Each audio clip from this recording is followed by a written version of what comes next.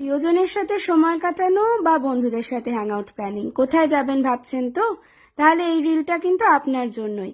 আজ চলে এসেছি রোস্টারি কফি হাউস, যেটি দক্ষিণ কলকাতার খুবই ফেমাস একটা ক্যাফেটেরিয়া। এটা হিন্দুস্তান পার্কে বাসন্তী দেবী কলেজের ঠিক অপোজিটে। এন্ট্রান্স দিয়ে ঢোকার পরই যেদিকে তাকাবেন সেদিকেই দেখতে পাবেন শুধু সবুজ আর সবুজ। আর সাথে রয়েছে এই ছোট্ট অ্যাকোরিয়ামটা, যেখানে বিভিন্ন রকমের মাছ রয়েছে। এত সুন্দর সুন্দর ফুল গাছ ছিল। আর এই আলপনাটা, এটা তো আমি মিস আউট করতেই পারি না। এত সুন্দর একটা আলপনা দেয়া ছিল না, দেখে আমার দারুণ লেগেছে। এবার আসুন ক্যাফেটাকে ঘুরিয়ে দেখাই। তো এটা হলো ওদের সবুজে মোড়া সেই আউটডোর সিটিং অ্যারেঞ্জমেন্ট, যেখানে সাদা কালো ফ্লোর আর এই ভিনটেজ ফার্নিচার, যা আপনার নজর কাড়বে। এত সুন্দর কোজি আর রিল্যাক্সিং একটা এনভায়রনমেন্ট ছিল যে বলার কথা নয়। এবার আসুন ভেতরটায় নিয়ে যাই।